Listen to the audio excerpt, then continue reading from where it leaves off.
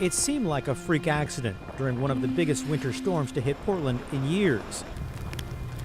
A driver lost control on an icy bridge and plunged into the Columbia River below.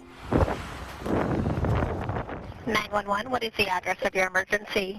Hi, I'm on the bridge from Vancouver, the 205 bridge, and I just saw a car slid off and fall off the bridge. It went in the water?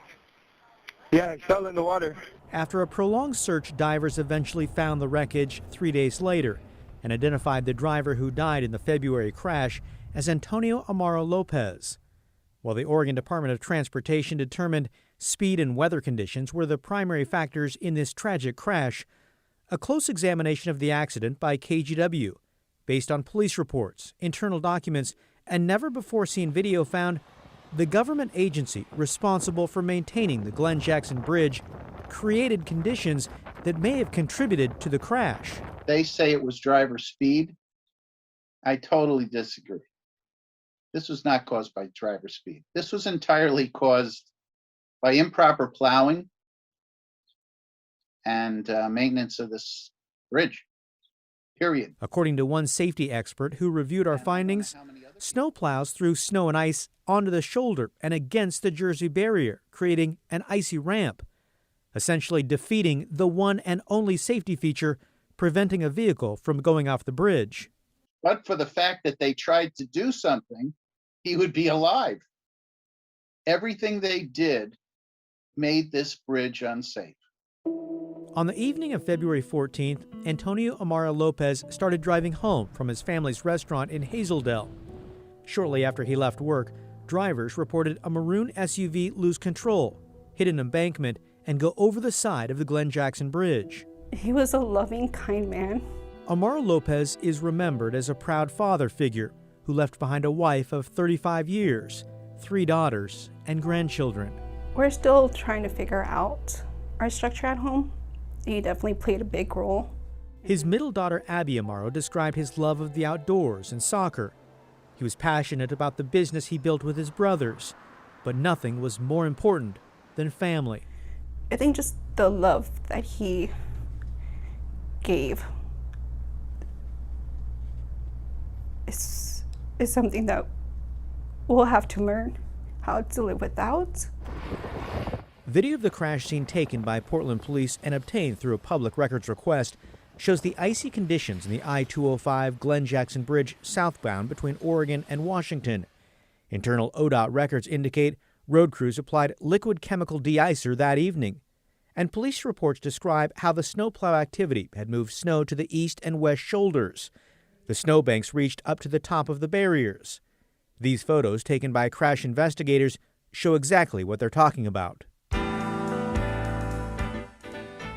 For decades, federal highway safety officials have warned about the risk of creating icy snow ramps on the side of plowed bridges. The second most serious ranked hazard is snow or ice accumulation at bridge parapets, rails, and curb areas. There have been numerous graphic examples around the country where vehicles went up a snowbank over a concrete barrier.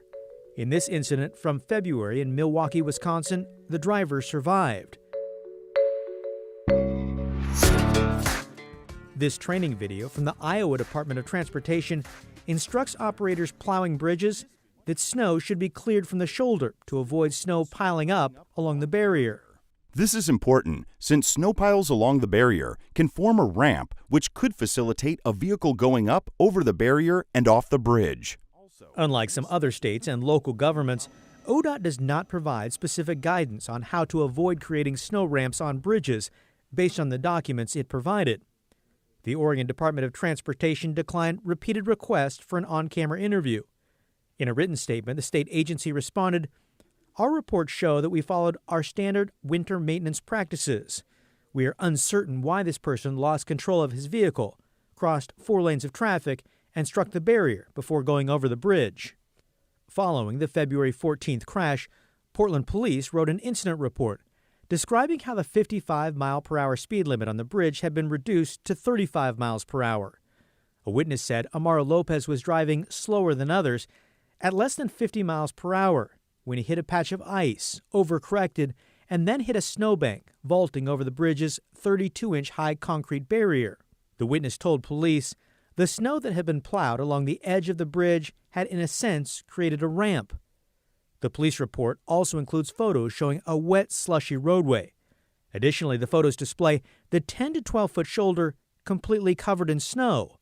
And that was a fatal error, explained traffic safety engineer Lawrence Levine. They should have been able to just toss it over the side without any special equipment or anything. They're just doing it wrong. Levine, who's reviewed similar cases and worked with transportation agencies in New York, said, at this speed and this angle, if the snow and ice had been cleared from the shoulder, the vehicle would have been redirected back onto the bridge. I feel funny about critiquing somebody's work all the way across the country, in an area that's not like here. But I mean, it doesn't take a brainiac to figure out that what they did made this bridge unsafe and basically caused this accident. This tragedy that robbed a family of a father and a husband didn't have to happen. And it raises questions about whether Oregon's Department of Transportation should rethink its snow plowing policies to ensure crashes like this one can be avoided in the rare instance of a snowy winter storm. Kyle Boshi, KGW News.